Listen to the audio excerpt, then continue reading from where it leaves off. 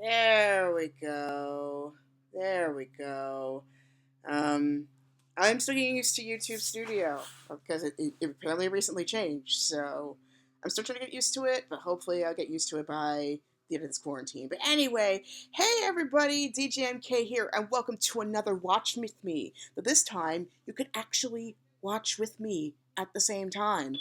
Now today we're going to be covering a little bit of otaku history here with the late and great Monty Oum's work, Dead Fantasy. Now, it's really hard to believe that I just realized that it has been 5 years since Monty Oum passed away, and it's just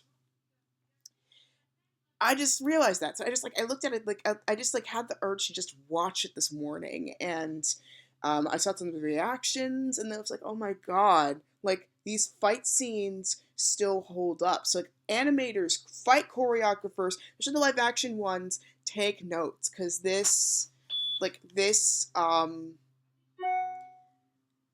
I gotta mute my notifications just to make sure I don't get disturbed. There we go. Do not disturb. There we go.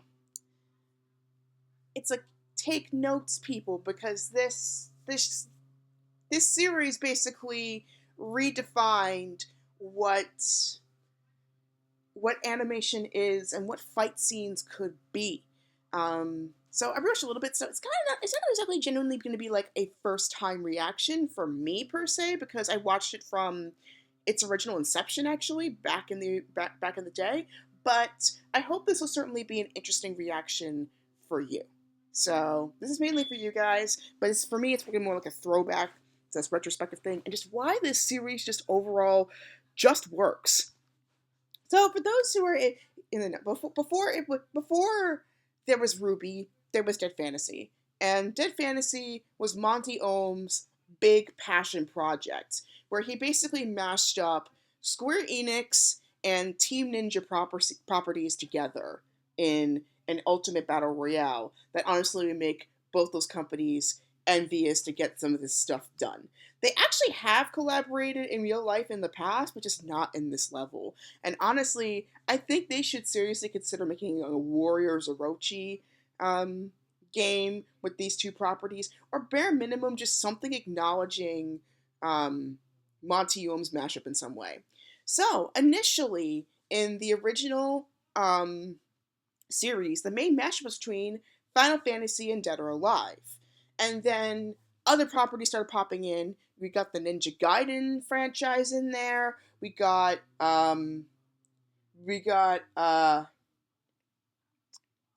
Kingdom Hearts in there. We even got Devil May Cry references in there. Just all these things referencing Square Enix and Teen Ninja are all in this series, and this became a massive hit pretty quickly. And if you are a fan of the RWBY series, you'll probably notice a lot of the combinations that are used in Dead Fantasy are used as well in RWBY. And the other things that I really liked about the series is that it gives subtle tributes to various parts of video game, anime, and martial arts movie culture. The wiki that uh, the wiki reference the Dead Fantasy wiki. I'll pull it up on the chat. The Dead Fantasy Wiki also details which references they made, including attacks, tributes to original media, and much more.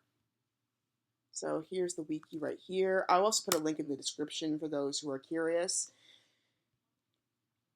There's just so many references to various classic parts of geeky media, and it's wonderful. And there have been now recently, and I mean now it's been, I think, at least what, 3 years, maybe like 7 or 8 years since the latest episode, the last completed episode. Um, yeah, about 9 years actually. 9 years since the last completed episode was done. The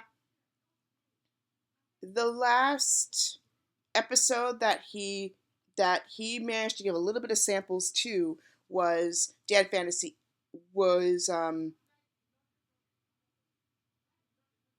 actually no, it was let's see.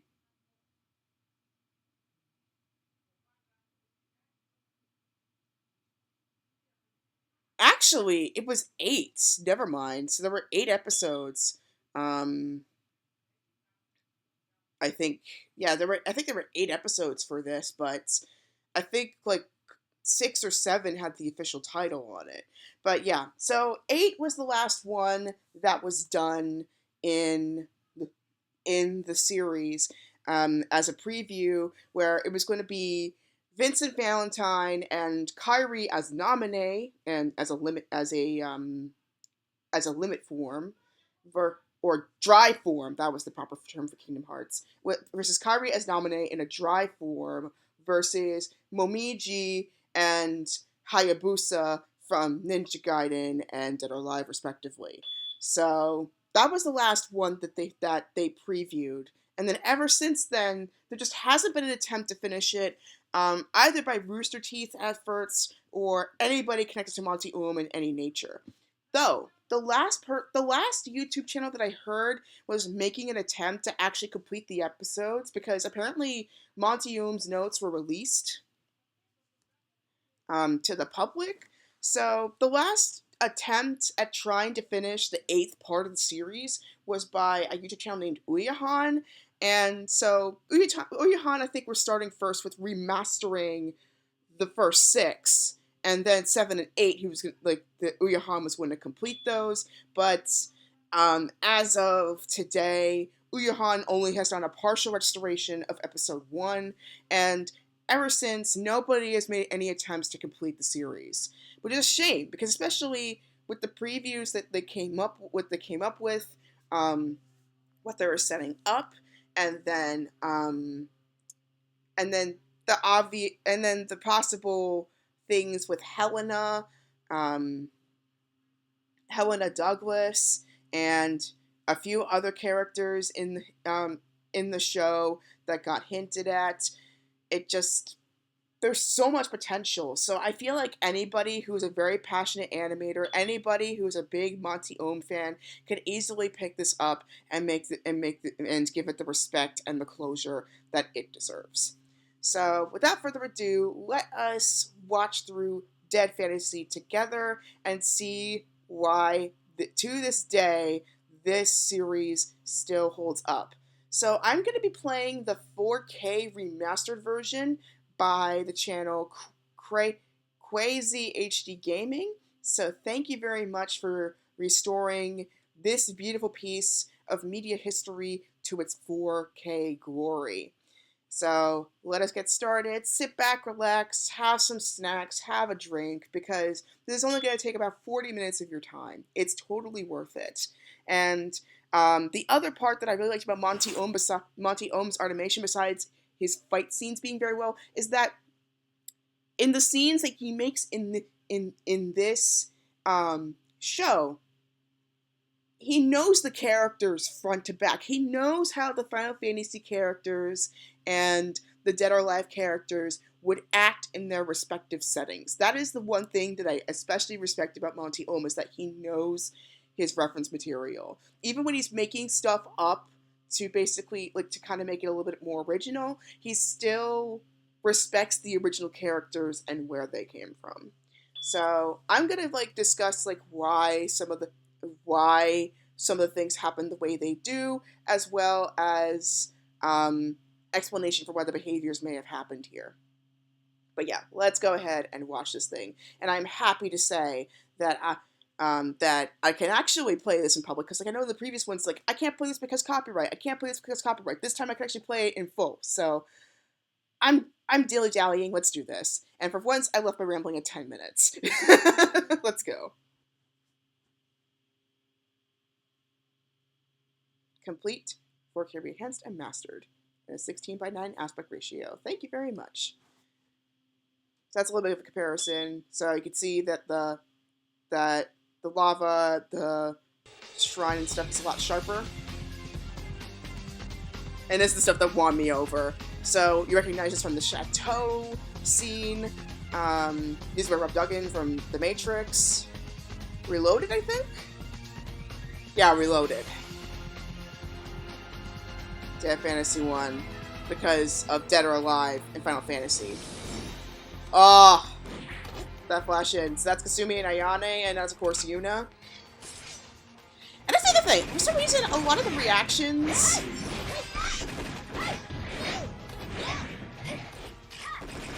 A lot of the reactions before were with,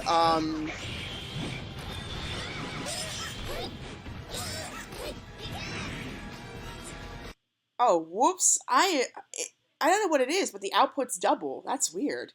Hold on one sec. Let me fix this. That's because of these headphones, of course. But yeah, the reason why, I mean, I guess the other thing that kind of like, the reason why I also kind of wanted to do this reaction as well is because a lot of the reactions that have been popping up on YouTube happen from Final Fantasy fans. And there haven't really been Dead or Alive fans. There really haven't been Dead or Alive fans that reacted to this. That's kind of, so I kind of wanted to equalize the playing field, you know? So that's why I'm also doing this reaction. Now, how I actually started watching this back in the day was precisely because of the fact that I was watching some Dead or Alive videos. I didn't have my Xbox at the time. No, wait, I did. I did have an Xbox at the time, but I just felt like learning some more combos, especially I was trying to master the Master Hayabusa's Izuna drop, and then I see something up in the corner of my eye. It's like, Dead Fantasy, what is this? And then I got hooked. I watched all 6 episodes, well, all 7, really. All 7 episodes back to back to back. Although everything says 6, there's actually, well, it's more like 7 or 8, but I watched all the episodes back to back, and I absolutely loved it, and I was wondering when the next episode was going to be coming. And Monty Oum was busy with RWBY at that point, so he said it was going to be a while for episode 8 to be completed, episode 7. It was going to be a while for episode 7 to be completed, and this is around like 2012, 2013. When this was happening. So he was still working on, he just started working on RWBY at that point with Rooster Teeth. But he said this is a very personal project. It's like the one things that he likes to be hands-on about. He had his own mythology and everything. He worked with fans on his DeviantArt page. Like, he had all this stuff that he came up with. He already planned out the entire episode. All we needed to do was just animate it.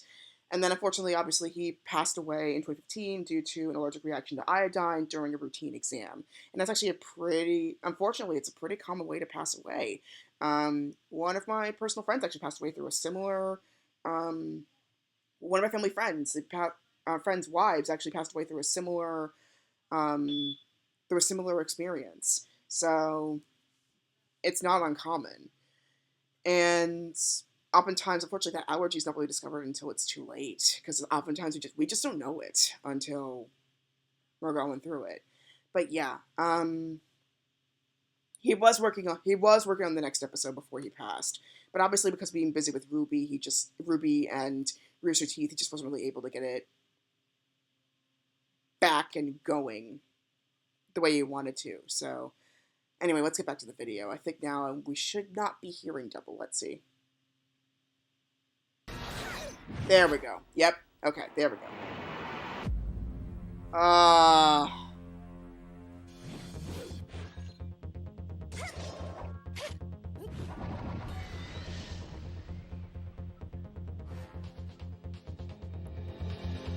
It's go time.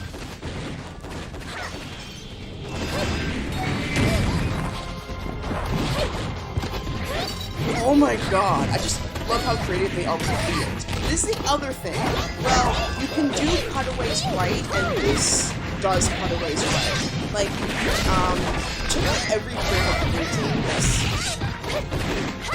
Every frame of paintings episode on Jackie Chan and how he does fight scenes. Basically just do the point of view. Of course, that only works if the character knows how to fight, and also if you do a cutaway, make sure you can still read direction. And the cutaways that Monty Oum does here, you can still read the direction where they're going. So you know from point A to point B where they're going. So you know where they start and where they land. The other part of Monty Oum's action sequences that are absolutely great is the way the characters work together, as well as they don't do that cheesy 2v1 fight where the opponents take their time and fight against their mutual opponent. Here, you see them fight simultaneously, or it's a dynamic thing happening in the background. It's just like, oh, wait, there's something else going on. I gotta pay attention to my settings. So you get those two versus moments, and you see, oh, what's happening? So here, you got versus Kasumi. Well, meanwhile, in the back, I've got Yuna flying away against Ayane.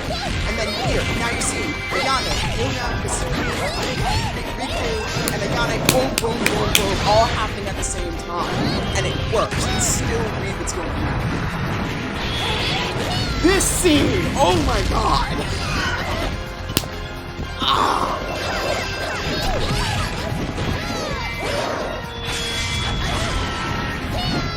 I mean, a lot of people have been saying that the Final Fantasy characters are underpowered. No, the Dead or Alive characters are OP.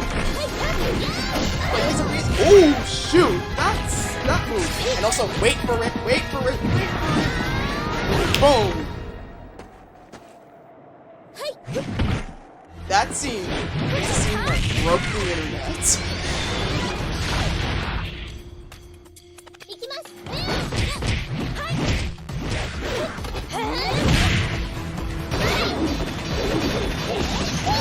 Yeah, check out all the to be continues in this game, which honestly I'm not a fan of because it kind of like takes really much into the original, and you can't pause and you need to go between.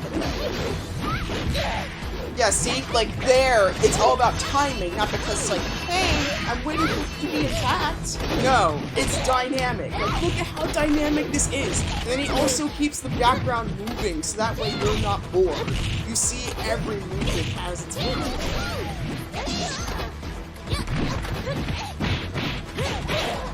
And you see, yeah, it makes sense with the lore. Tifa is very much a leg person. She can do arms too, but her main asset's her legs. More ways than one. Riku's moves, more like dancing. And, oh, Stopra, here we go. See again, reference to lore, reference to lore. And then it's Dead or Alive, another Devil May Cry reference with Gunfish.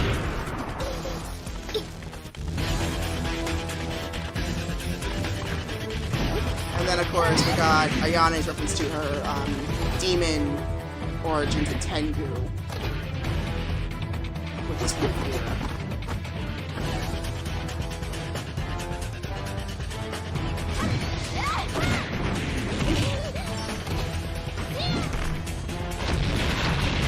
But yeah, like the ninja characters in particular, they are OP. Like you see, there's a reason why those guys have always won a Doa Tech tournament.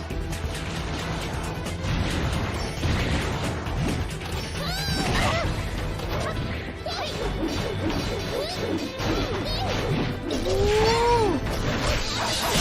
Oh dang. Yeah, it took a while to master that transition move in Dead or Alive with Kasumi. Like, my mains are Kasumi and, Ryu. Oh my god. Get off the roof, get off the roof, get off the roof, get off the roof. I was just thinking, like, move on. And that subtle character where it's like, oh, I know something you don't. Oh. I would not be surprised if developers of Smash Brothers or Bayonetta ripped from this. Just look at this. The way that they're sliding down a building at top speed of gravity, at terminal velocity, and they're still fighting. This is creativity right here. And again, look at how dynamic this is. You see the background, you see the foreground. Nobody's standing still. There's rotation. Everybody's reacting.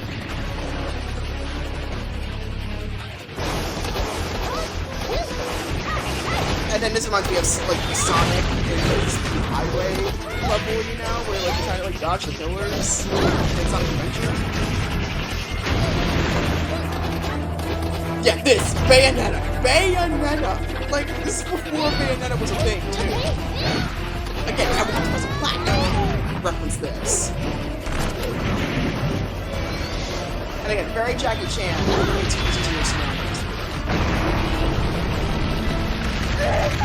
Very Dissidio as well. Look at that. Dang. Yeah, do not underestimate Tifa. Like, I was a fan of hers even though I haven't played 7. I am gonna play the remake as well as the original.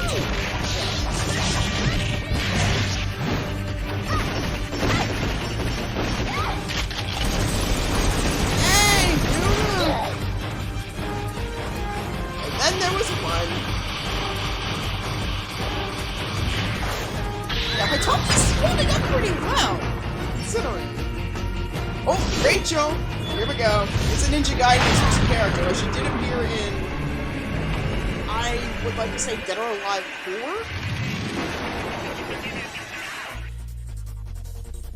4? Oh, the lava part. Here we go.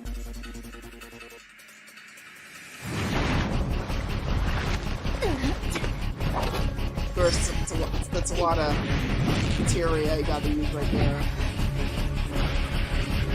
And healing potions, of course. Potion or ether? Potion or ether? Which one? Which one?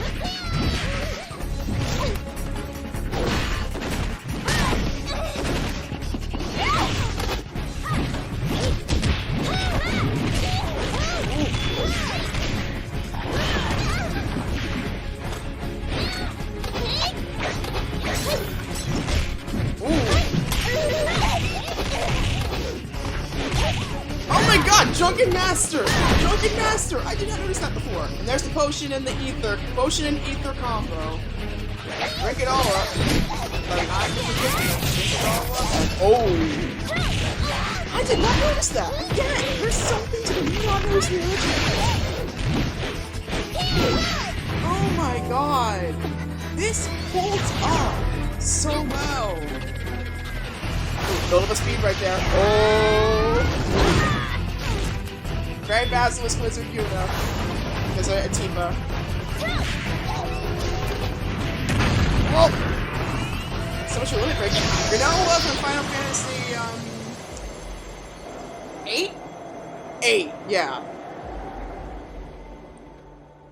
Reason why I know these characters is mainly because of Kingdom Hearts. That's the only reason why I know of that, and I just used to randomly watch Final Fantasy videos on YouTube. So while I haven't played anything besides a demo of Final Fantasy 13 2, maybe a cousin playing, I'm tempted to say Final Fantasy 6, I think? Besides those two things, I haven't really done anything. And she has a gunblade! Oh my gosh, okay. Does she use that in the game? I wonder. Oh, that shot! It's like, leave it to me, guys. I got this. Honestly, this looks like a chakram from Xena. Like, it just it gives me Xena vibes right there. Like, even though it's like attached to her arm. They got the moon right there. Like, Kairi from Kingdom Hearts 2.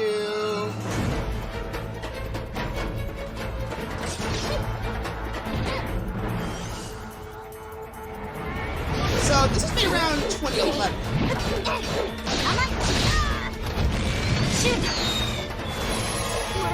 Yeah, because first episode was 2009, and then it came or 2007, and then it came out in 2009, this came out in 2011. So, Kingdom Hearts 2 came in like 2005. And Ninja guy, I think at this point he was making sense.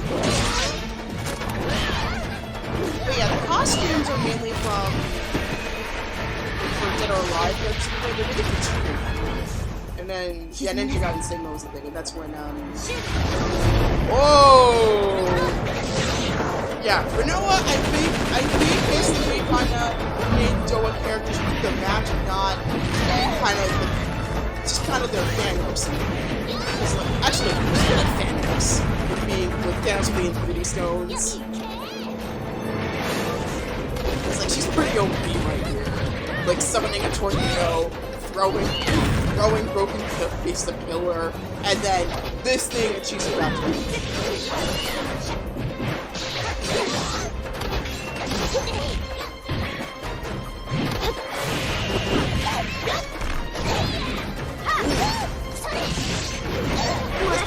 These guys are giving Doa a run for their money. It's worth its money.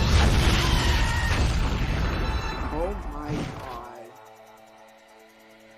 Yo, you can only wish to be this badass as these characters. And here we go, teleportation. 1, 2, 3, and oh, and 4. That is very Dragon Ball-ish, like the way it just like splits off like that. Oh my gosh. Dragon, fuck the dragon, Dragon Ball Z. I think that was was that by the, ooh, When Angels Cry. Oh, they kept that in, good. I think that was by, System of a Down? Like, wasn't the original theme, like the English theme, Rock the Dragon by, System of a Down? Somebody comment below.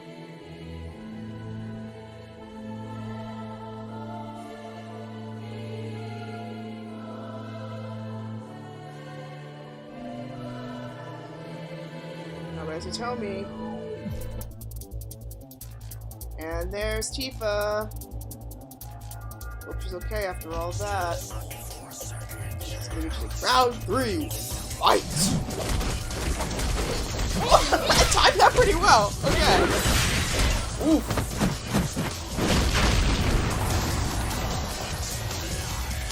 Like if Tifa and Hitomi were like, ooh.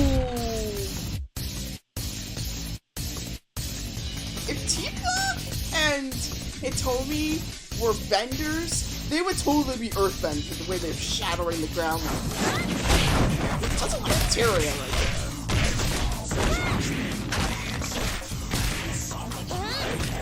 Also, a lot of the tracks from like the later episodes of Dead Fantasy are from the movie Bangkok Dangerous.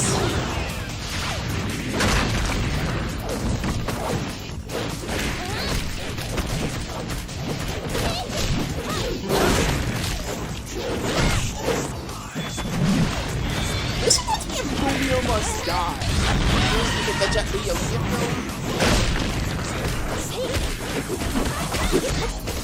Got some Wushu and Wing Chun.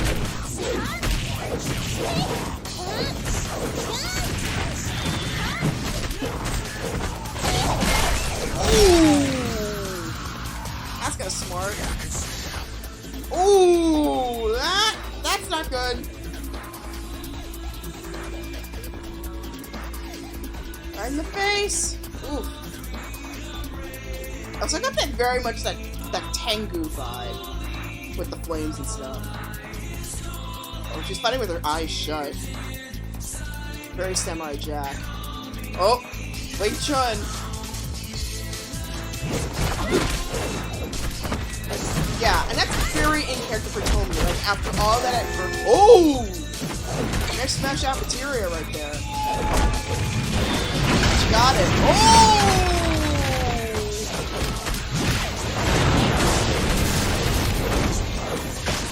But yeah, Hitomi, oh, dang, smash out another one.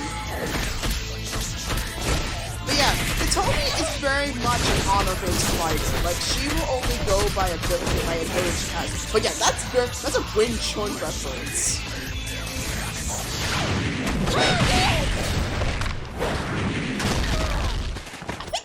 Eatmon reference too, because I think Eatmon came out around the time Dead Fantasy 4 or 5. I think this is 5. Oof, man.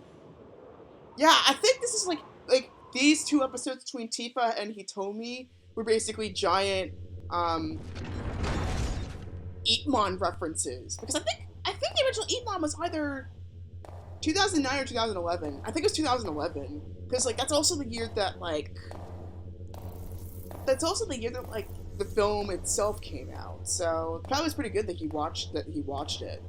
And Sumi Alpha clones. You sure want to do that, Helena? I used to say Helena until like most people were kind of pronouncing it as Helena. So I'm trying to say it Helena.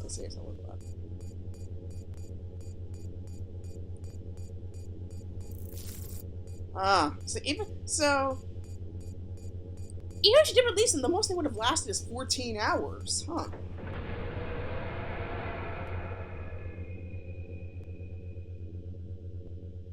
Yeah, so that's their other weakness, is that their lifespan is just too short for the clones. Like the Kasuni Alpha clones, um, so there's let me pause a little bit, give a little bit of a lore explanation. So the Kasumi Alpha clones were basically created by Donovan around Dead or Alive 2, with presumably at Kasumi at her potential peak. So essentially, she had so much like potential energy, and because of her skill as a Doa fighter, she's considered one of the best ones. Donovan, who was the corrupt head of Doa Tech, before Helena and Zack and the ninjas managed to overthrow him, he basically thought like Kasumi would have been the one that had the most potential, because I think like Hayate, who was competing as Ain with his memory wiped, obviously nobody would go after him again because he was too connected to like the ninja underworld. And Hayabusa, he had Hayate's Mugen Tenshin clan, his own clan, demon powers obviously, his demonic right hand, and the CIA having his back. So obviously they wouldn't have much luck to do it. So Kasumi, not only having the most potential because at the time she was a teenager, and also on the run from her own clan. On top of that, she would have been the easiest target. So that's precisely why Doa Tech cloned her. Plus, also there'll be the potential elements. Though I think one of the faults was that two faults kind of occurred. Number one, Donovan severely underestimated how much ability Kasumi actually had. Because, I mean, she had a lot, yes, from the get-go, but she had way more than he was predicting. So, the one problem that the clones had was so much potential energy for them was wasted. Another thing they didn't have was that a lot of the ninjutsu powers that Kasumi had didn't transfer over to the clones. So not all of them made it over. But they were certainly lethal. They were certainly power-wise, they were lethal. So they still were deadly forces. And then their third tactic, the third thing that they had a problem with, besides short lifespan, as we saw earlier with that scene with Helena, was also their search and destroy protocol. Because the search and destroy protocol, while very efficient, also is very flawed, because their ultimate target actually is the OG Kasumi. They'll wipe out anybody who's in the path of that, but then their ultimate focus is on Kasumi. And they don't really have a reference outside of destroying the OG Kasumi. And so because of that very specific search and destroy protocol, where they have to choose either enemies of Kasumi or Kasumi herself, they're very easy to take out, as you will see in the later installments. So here we go. Here is a reference. This one's a reference to Final Fantasy VIII's Liberi Fatali opening scene. For those familiar with it, like almost shot for shot, really. Minus the finale, of course.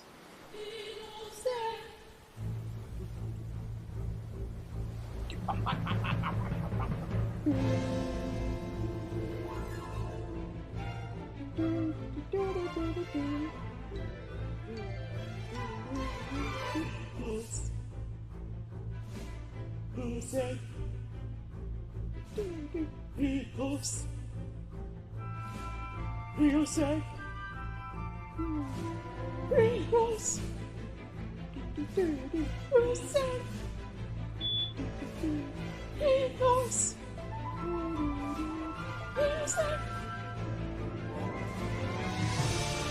is the one thing I wish I recommended to like my school orchestra. And yes, my university has an orchestra, 8-bit orchestra. They actually have a Twitch as well. But yeah, I wish I recommended this track. Just get like a bunch of people together, like a giant choir. They already have the orchestra, just like a giant choir, and do this. It would be the most epic thing ever if done right. And yep, here we go. Kasumi Alpha. That's why she's like freaking out, like, oh shoot, why now? And then meanwhile, Cloud's like blasting in. So there are already hints to Cloud from the get-go. And then yes, Yuna has heterochromia, in case you didn't notice. I think her right eye's green and her left eye's blue. Yep, reference to Final Fantasy, Final Fantasy X, because she is a priestess. And yep, she pulled a couple of summons here. I think she's supposed to be a priest. But yeah, you see right away, they're like, yeah, well, Alex and Corn in the alpha forms. That's why they're alpha. So if Donovan managed to make it to the beta stage, there would have been like equal Corns out there. They're going to shoot over the competition. There's the end goal. There we go.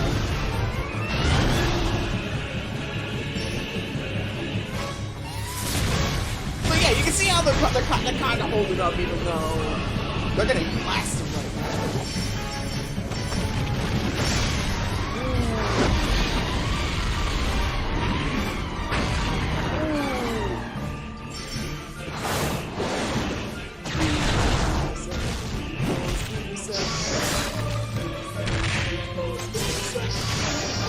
I love the Barry Guitar. It's one of my favorite themes. The other one is New Golden from Final Fantasy 13. Oh, she used up her magic. Whoa!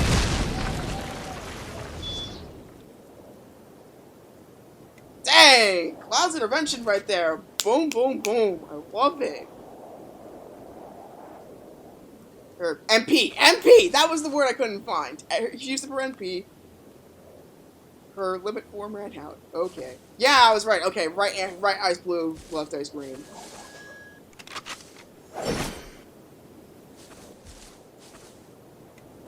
Yeah, because she knows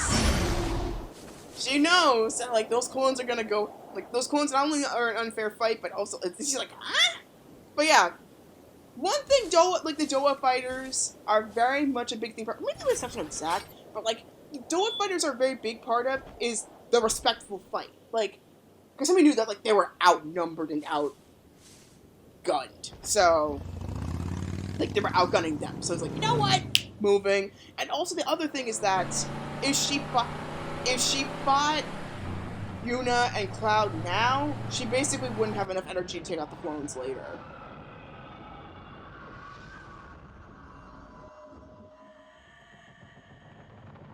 So that's why she moved. And there's Hayate with the Mugen Tenshin clan.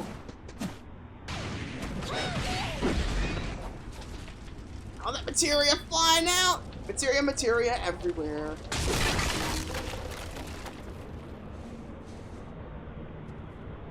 And she's still moving. Uh-oh.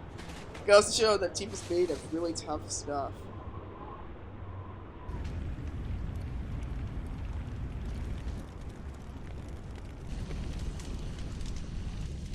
But yeah, it is very like, it's like, Hitomi's like, nope, don't do it.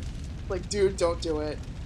And especially the fact that Hitomi and Hayate actually have a brother-sister relationship, like, more like in communication, because she basically took care of him when he had amnesia as Ein, which I think is Japanese for, like, anonymous or no name. Or unknown.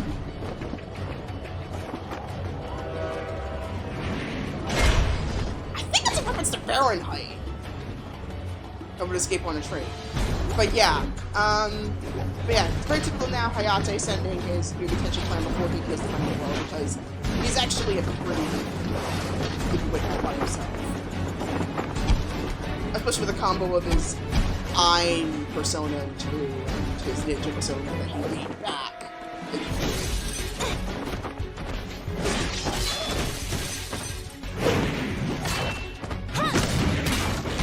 Ooh! Another Jackie Chan reference here. Yeah, because, like, Jackie Chan is famous for his fights where he's in a huge span where it's either an injury or a lack of weapon or being outnumbered and outgunned, like here. So, it's kind of like Hayate, it's kind of, okay, he's co-observed nature with that, like he's using that hard lift as a weapon, but yeah, he's kind of observed, and it's also kind of like the shadow whip as well. But yeah, he's kind of testing Tifa a little bit to see like how much power she actually has on her own. And it's cool she has a lot to be able to fight ninjas. Yeah, now it's getting Ninja Gaiden single territory, being able to kill them all. Streaming!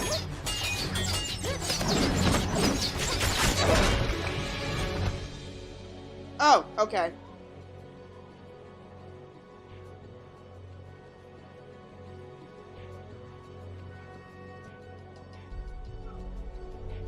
I'm guessing, like, this part is either post-Advent. I think it's post-Advent Children, actually.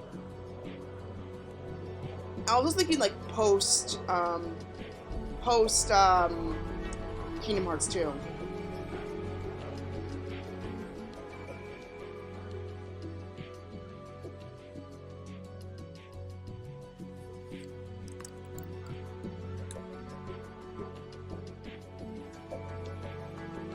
Oof.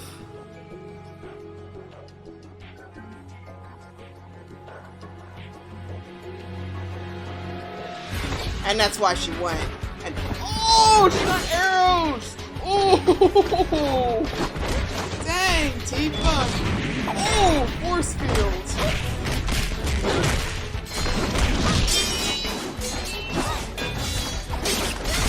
Oh my god!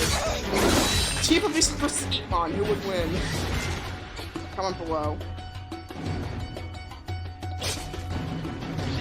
But yeah, I love how very it's basically like Death Battle before Death Battle was a thing. It's like if you take out all the characters reserved, but you still keep the personality of them, like who would win? And so far, Final Fantasy, like the biggest player hands down is Tifa. And then followed by Kasumi and Devil. I think they're practically neck and neck. Ooh.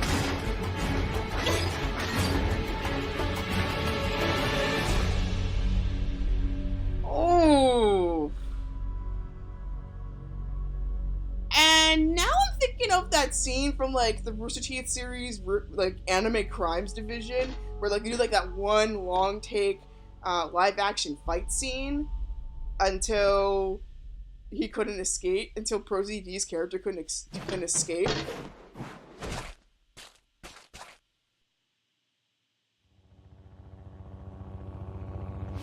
Okay, the reason why Hitomi was kind of like, I can't believe you did that and how dare you, and slapped him, was because he basically broke the cardinal rule in her dojo and in a way his own, which is to be honorable, do the one-on-one thing. Throwing in the ninjas was not a good idea. It was basically disrespect. You tainted the victory.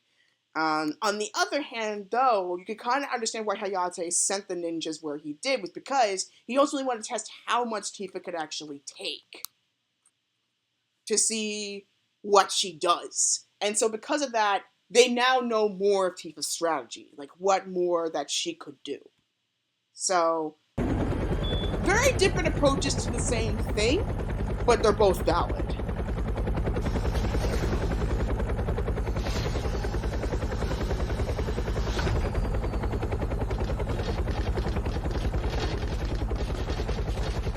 And there's Helena Douglas.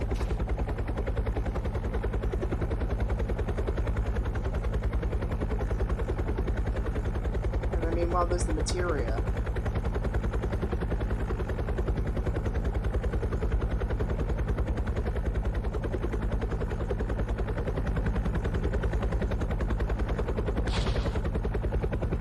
You gotta be pretty highly trained if you're gonna be able to like flip, like teleport like that. So it's very much like they're kind of like a prime directive kind of thing. Ninjas have their own business. Doa Tech has their own business, even though they're both connected through the tournament. So, hey, should Helena being the CEO. But yeah, reason why Kasumi is taking out the clones here is what I mentioned earlier. The Kasumi Alpha clones, they have a pretty devastating search and destroy method.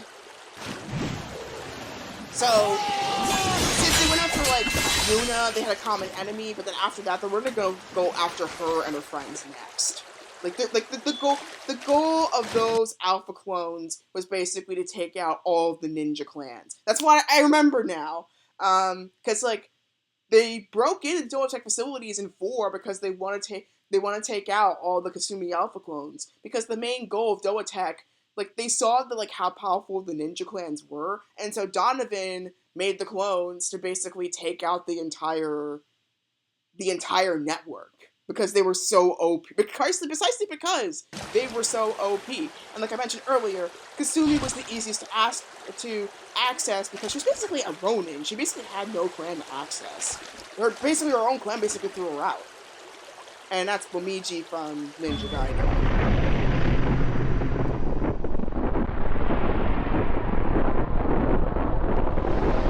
Also, did she get out alive?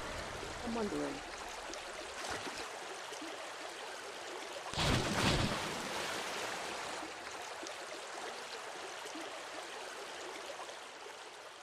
Sea is running in blood. What are the 7 plagues?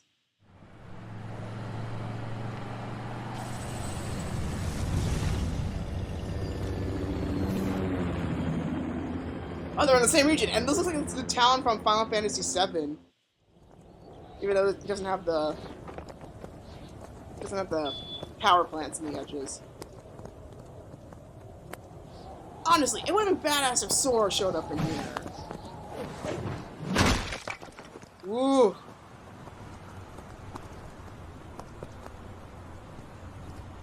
But yeah, honestly, the Kairi in here is the Kairi we should have gotten in 3. Because, basically, they were in a space where where time was not really a thing. So, she could have had all that period in the world to basically get to the ultimate fighting form she could have had. And we didn't get it until Remind. But even then, it was not the powerful kind we were thinking.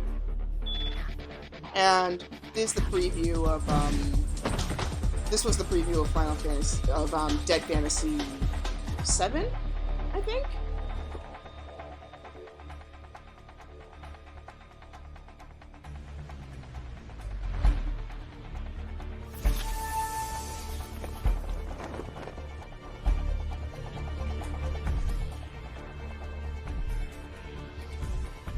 Yeah, like I was like, yeah, no, don't much stuck yet.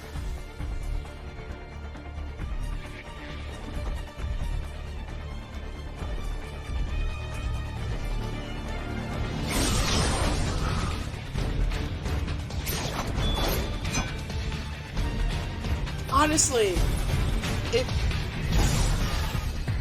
oh, I love that Keyblade though, and like the blade wings. It's like a Blaze Blue reference. Because like this was around when Calamity Trigger Continuing Ship released, so that would have been perfect. Honestly, if this episode were released now, I think they would have used like Rules of Nature from Metal Gear Solid Revengeance. Like that would have been perfect for this.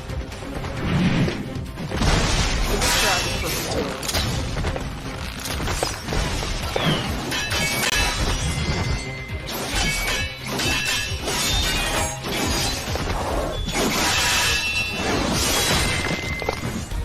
Yeah, like to that, it looks like Alpha from Continuum Ship. Exploding shurikens.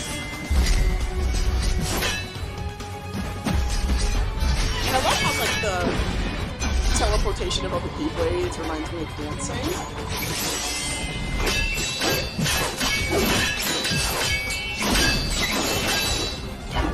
Also, there's Tsubasa as well. And oh my god, it's a reference to Zenmus. It's a reference to Zenmus. That shot there.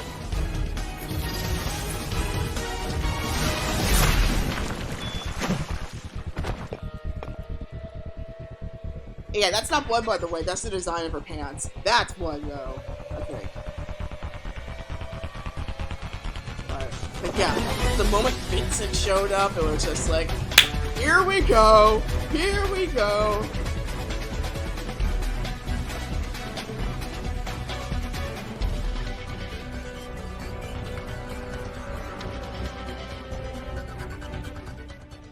And sadly, that was all he wrote. But one of the last animations that he did were these two dance sequences that he did for Dead Fantasy. I hope I don't get copyright slammed for this. But yeah, these are two of the final animations he did for Dead Fantasy. And this is like his experimentation with motion capture. Yeah, all the dancing that he does in here, he did it himself because he played a lot of rhythm games back in the day. But rhythm games were very popular back in the early 2000s, early and late 2000s. I was one of those, actually. I think really dancing games are making a comeback, but I don't know. With the way that, like, COVID-19 just put everything to a screeching halt, who knows? Will dancing games get a second renaissance, or will they go down in the arcade grave, just like most people have predicted? I don't know. Or maybe Pump It Up would lift it back up. Well, then again, Pump It Up is also kind of a dancing game thing, and Fiesta, they lost their system updates last year. So yeah, will we finally get the second dancing renaissance, or will it go down the arcade graveyard like most people have predicted? Who knows? But yeah, here are the final two things that Monty Oum, animator for Dead Fantasy, was working on the latest episode before his untimely passing in 2015. So the first one, I believe, is based on Mariah Carey's "Obsessed," and the other one is G by Girls' Generation, I think. But yeah, this is like before K-pop became a big thing here in the U.S. and when Mariah Carey was starting to make a little bit of a comeback in the music charts. More so because of her beef with Eminem. So that's why especially the line, must be the we, must be the E. But yeah, this is all Moby. And this is all real MC, all of them.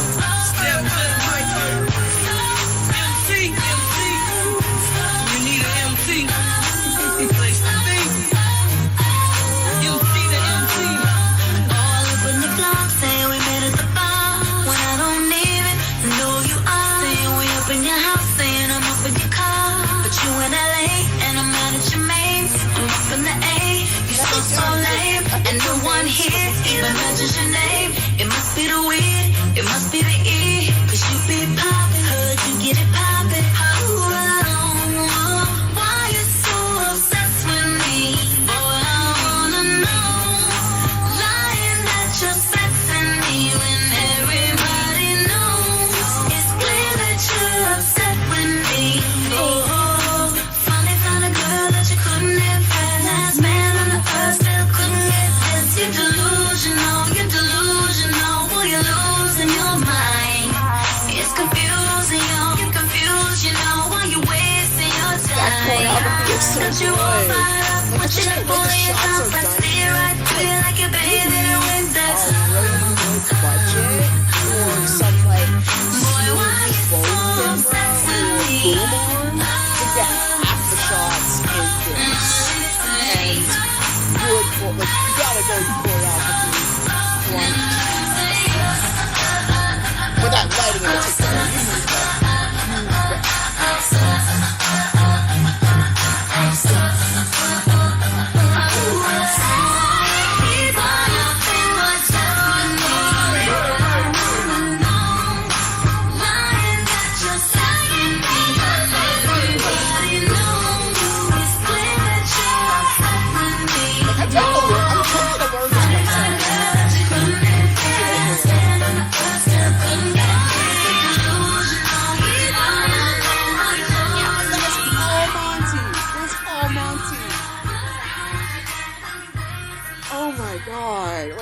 ahead of his time back then, and still now. Look at some of the fighting he did.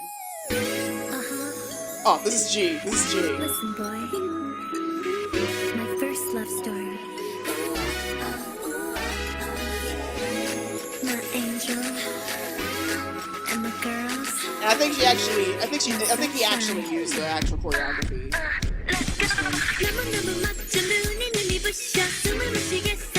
Yeah, it's Ghost Generation.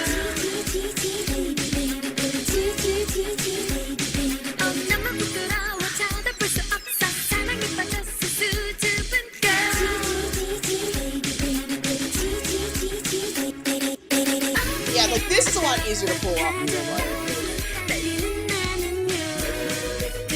But yeah, right. This was like back in the early days when like K-pop was not as popular. This is back when animation like this was like that. It was just a beautiful beginning time for internet otaku culture. It was just a great formula. Oh my god, it's a big throwback.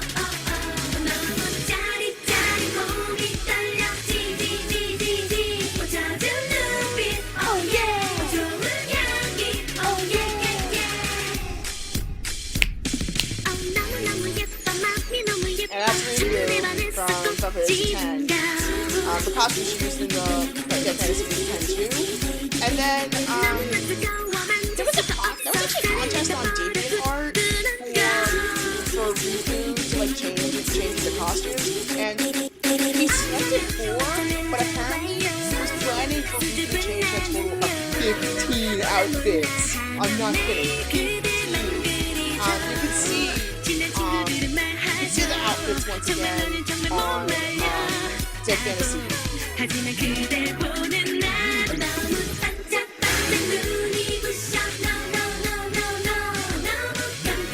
But yeah, Monty Oum just really loved this guy. Like, he absolutely loved this guy. Just check out some of his convention footage. I really wanted to see him in the convention, but just couldn't. I couldn't afford it, or just have to go for it.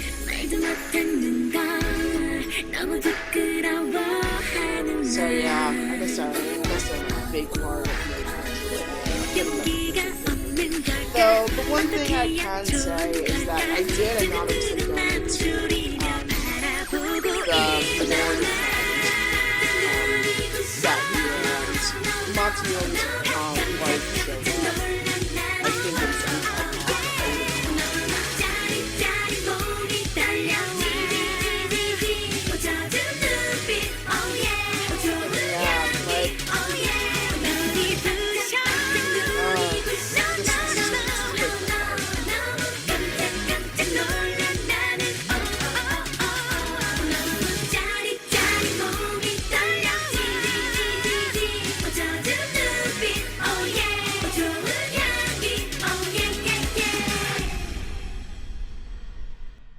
that was a pretty good ending, though. So thank you, Crazy Gaming, for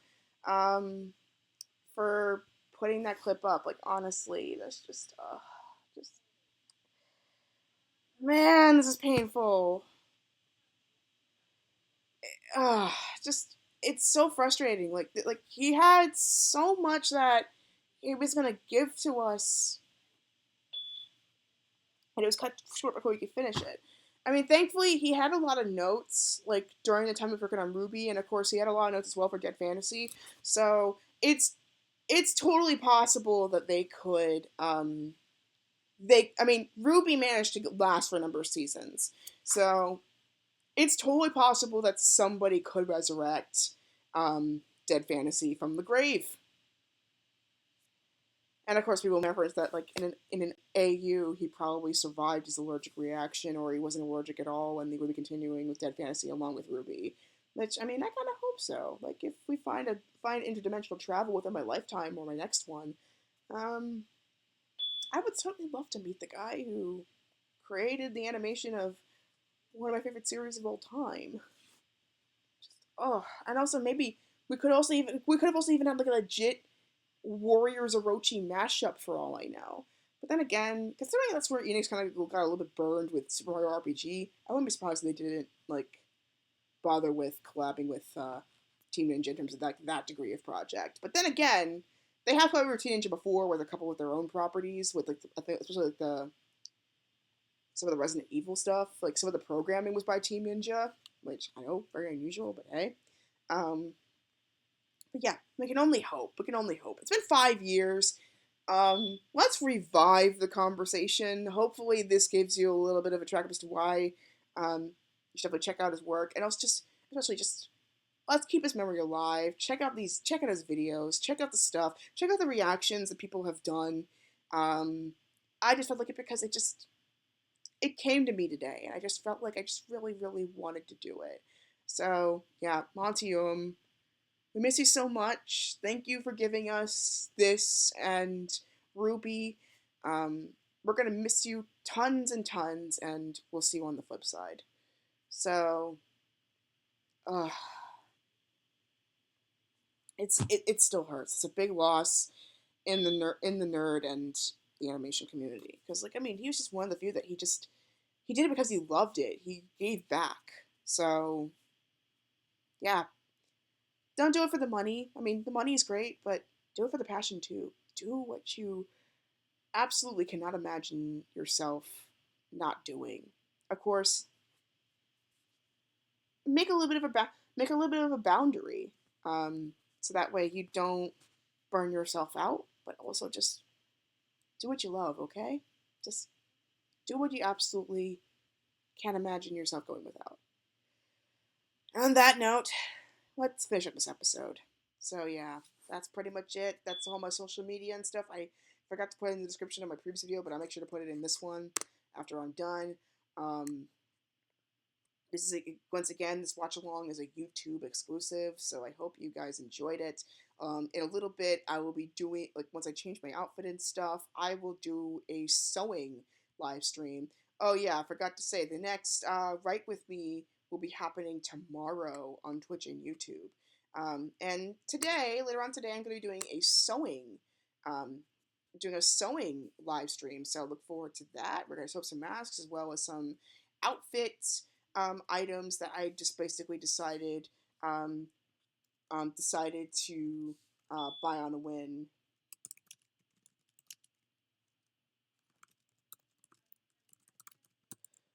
And then also I'm gonna be in terms of in-person events. I mean, I was thinking originally I was probably gonna go for the Nichelle Nichols farewell party, which is happening I think in July now because it got moved.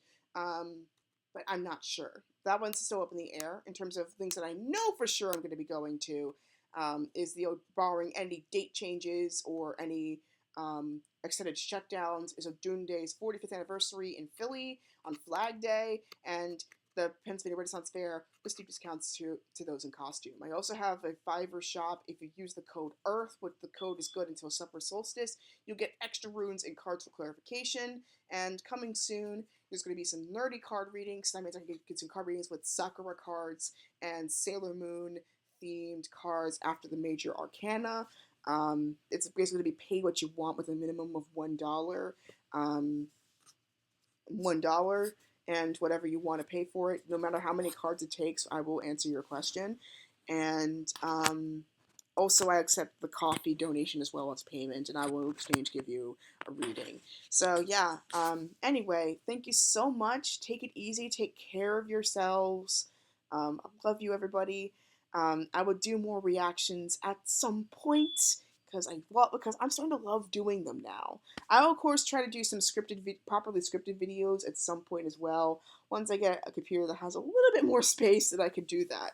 But until the next stream later on today with sewing, please take it easy. Take care of yourselves. This is a very, very fitting conclusion. May your heart be your guiding key. Bye, everybody.